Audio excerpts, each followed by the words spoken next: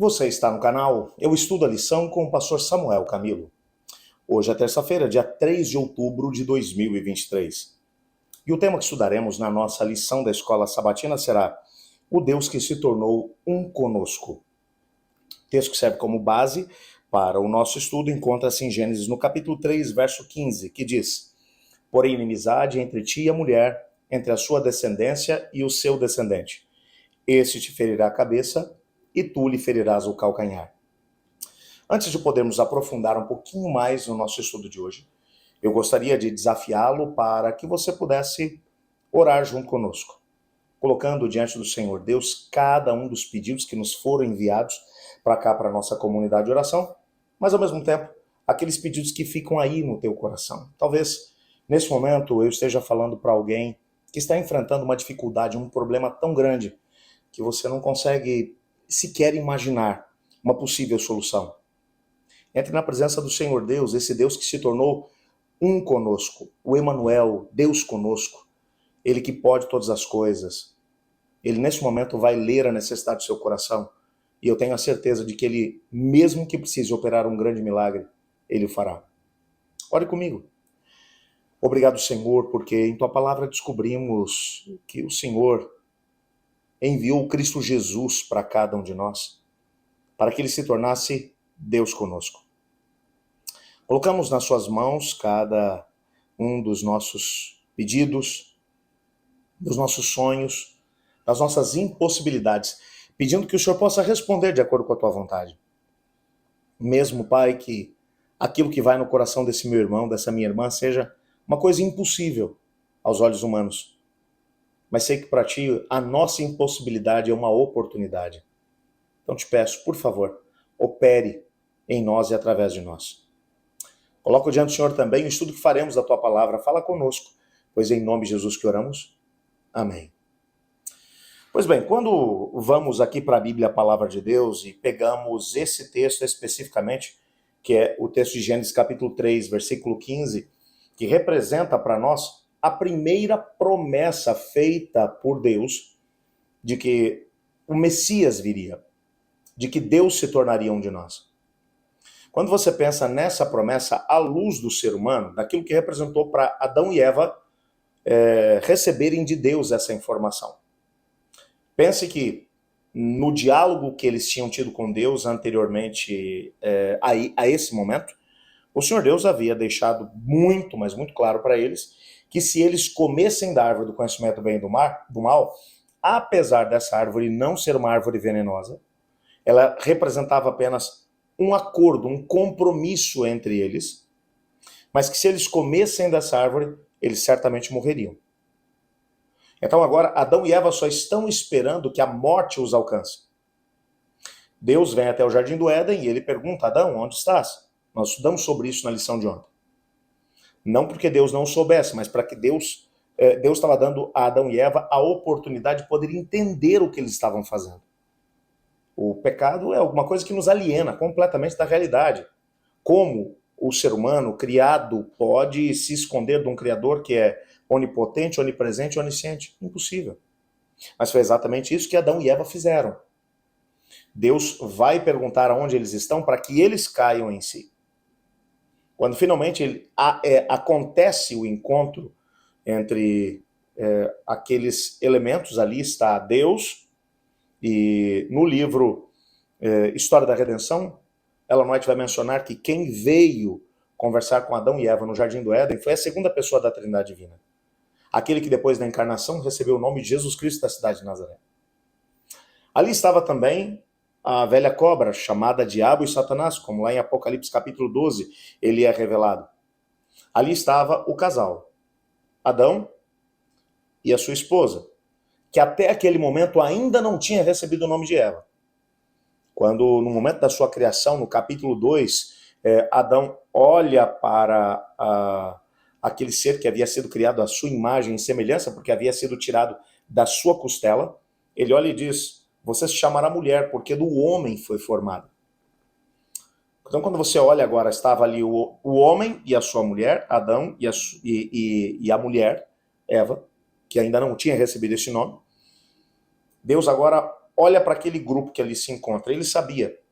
E no livro Deserto da Tentação, Ellen White, mais uma vez, vai dizer para a gente que o propósito de Satanás era envolver a humanidade na rebelião, porque ele, sendo mortal, pretendia comer do fruto da árvore da vida, e então perpetuar a sua existência juntamente com seus demônios, sabendo que à humanidade havia sido dado o dom da reprodução, então eles poderiam gerar filhos, e o seu propósito era agora expandir ou aumentar exponencialmente o seu exército de rebeldes, enchendo a terra, não apenas de seres humanos, mas de seres humanos que, uma vez unidos a ele na rebelião, acabariam se tornando escravos em forma de soldados.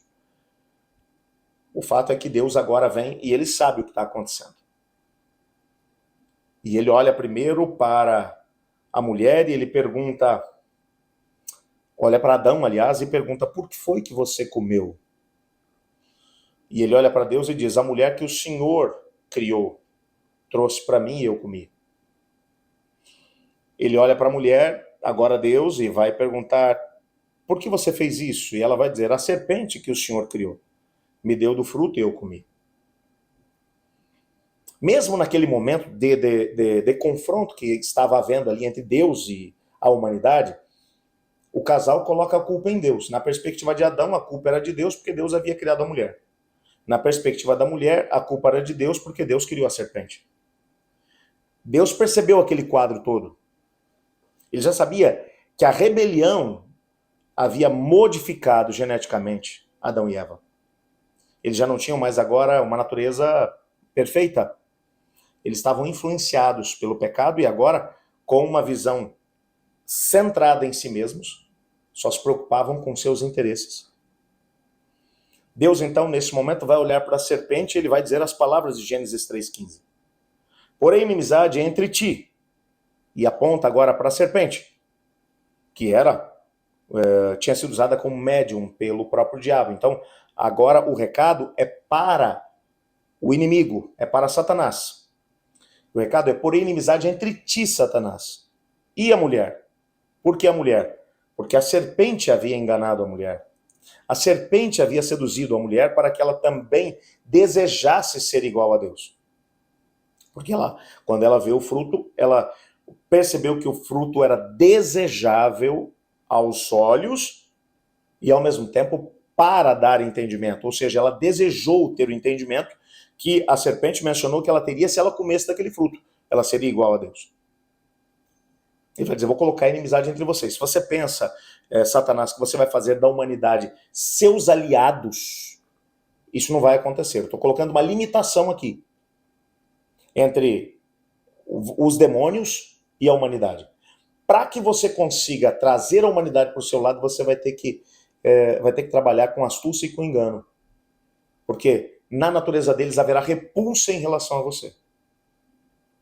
E agora ele vai olhar para Adão, a quem havia sido dado o governo do nosso planeta. E ele vai dizer, como você ouviu a tua esposa e comeu do fruto que eu mandei que você não comesse, então maldita é a terra por tua causa. No suor do teu rosto você vai comer o seu pão, até que você volte à terra, porque da terra você foi formado. Olha para Eva e diz, já que você ouviu a serpente, então o teu desejo será por teu marido, ele te dominará. Em dor você vai gerar filhos. E aí ele continua dizendo, e de ti nascerá alguém que vai esmagar a cabeça da velha cobra. E a velha cobra, antes de morrer, vai picar o calcanhar do seu descendente. Essa era a promessa de que a mulher havia sido o instrumento através do qual a rebelião tinha conseguido chegar no planeta. Mas agora Deus vai dizer, mas vai ser através dela que vai nascer aquele que vai acabar com você, que vai te destruir. Essa era a promessa de que, na verdade, dele, da mulher, nasceria Deus. Deus viria para resolver o problema do pecado. Ele assumiria a natureza humana. Ele nasceria como um descendente de Adão. Paulo vai explicar isso muito tempo mais tarde na carta aos Romanos. Quando Paulo permaneceu aqueles 3 anos e meio lá em Éfeso, dali ele teria escrito o seu maior tratado teológico, que foi nada mais nada menos do que a carta aos Romanos. E na carta aos Romanos ele vai dizer que o Senhor Jesus se tornou o segundo Adão para vencer onde o primeiro Adão havia falhado. Então, esse descendente da humanidade, que era ninguém menos do que a segunda pessoa da Trindade Divina, envolvido ou tendo o seu DNA divino misturado com o DNA humano, então ele é divino, mas ele também é humano, ele vence aonde o primeiro Adão falhou. E com a sua vitória, ele esmaga a cabeça da velha serpente. Agora veja, Deus não queria apenas pagar o preço. Se fosse isso, seria muito mais simples. Ele bastaria ter nascido de manhã, morrido ao meio-dia ou às 3 da tarde e de noite já podia estar voltando para casa. Mas ele veio para se tornar um de nós. Várias das profecias do Antigo Testamento, e eu te desafio depois a dar uma olhada no nosso guia de estudos que mostra algumas dessas profecias do Antigo Testamento, principalmente de Isaías, que mencionam que o Messias ele viria para ser Deus conosco. Uma das profecias vai mencionar que ele seria o Emanuel, que é uma palavra que significa literalmente Deus conosco. Mateus vai apresentá-lo dessa forma. Ele será chamado Emanuel, Deus conosco. Ele vem para estar conosco. Quando você pensa nessa perspectiva, você entende que Deus em missão não é apenas um Deus que está de longe, olhando para a humanidade, tentando mexer os pauzinhos para conseguir influenciar a humanidade. Não. Deus em missão é um Deus que vem e se torna um de nós, de uma forma que nunca mais vai poder ser revertido esse processo. Ele continuará um de nós para todo sempre. Por isso eu digo a você, esse Deus que está em missão é o Deus que nesse momento está aí do teu lado. É o Deus que prometeu que enquanto você estiver em missão, Ele estará contigo. Nesse dia, portanto, saia de casa, disposto a se tornar um parceiro desse Deus em missão. E enquanto isso, pode ter a certeza de que todos os recursos que você precisa estarão à sua disposição para ser o representante de Deus aonde você chegar. Eu estudo a lição. E você?